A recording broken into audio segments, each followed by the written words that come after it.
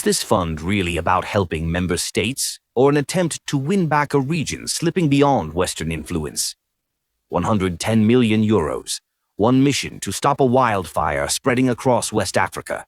But can this money hold back the rising tide of new military leaders like Burkina Faso's Captain Ibrahim Traoré? Or is the EU simply buying time as Africa rewrites its own future?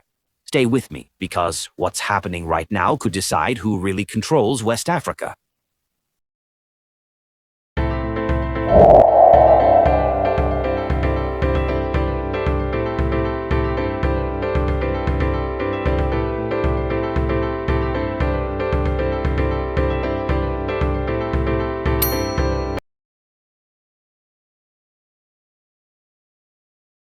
ECOWAS, backed by the European Union, Germany, and Spain, has just unveiled a 110 million euros project aimed at boosting peace, trade, and governance across the region.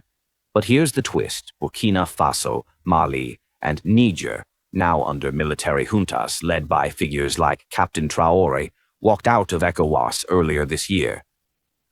Can 110 million euros bridge the widening divide? Or is it too little too late? In 2022, Ibrahim Traoré seized power in Burkina Faso, promising to liberate the country from terrorism and foreign dominance. Young, charismatic, and unapologetically Pan-African, he quickly aligned with fellow juntas in Mali and Niger, forming what many now call the Sahel Alliance. This bloc rejected ECOWAS sanctions, expelled French troops, and turned to Russia and other non-traditional partners for security support. To millions of disillusioned West Africans, Traoré became a symbol of defiance, a leader who dared to challenge the old order. Can ECOWAS' 110 million euros counter the growing appeal of the Sahel Alliance? It isn't just about Burkina Faso, or ECOWAS says. Across Africa, a generational shift is underway.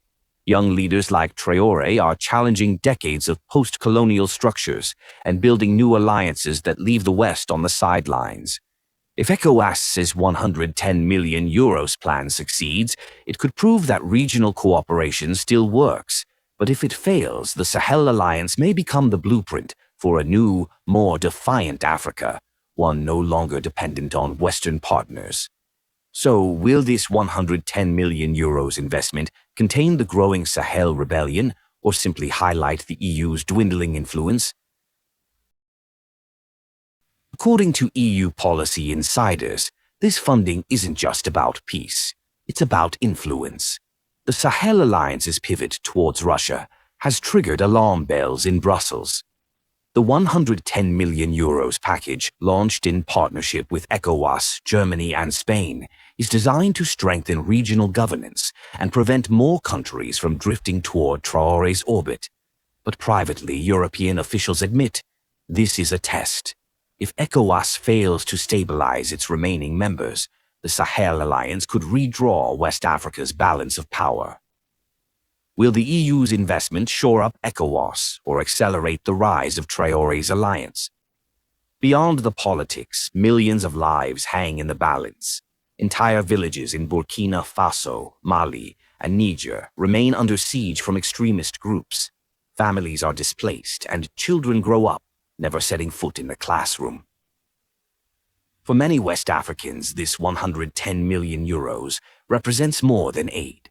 It's hope for stability. But critics warn that without transparency, the money could vanish into the same black holes that swallowed billions in the past. Meanwhile, the Sahel Alliance continues to gain support from citizens who see Traoré as their last line of defense. For Captain Traoré and his allies, every euro spent by ECOWAS is a reminder that the old guard is still fighting to hold on. The outcome of this struggle could redefine West Africa's path for decades. But what happens if ECOWAS fails and more nations join Traoré's Sahel Alliance? Are we witnessing the birth of a new African power bloc and the end of Western dominance in the region? Kindly share your thoughts in the comments, and don't forget to like, share, and subscribe to this channel as we look forward to seeing you on our next video.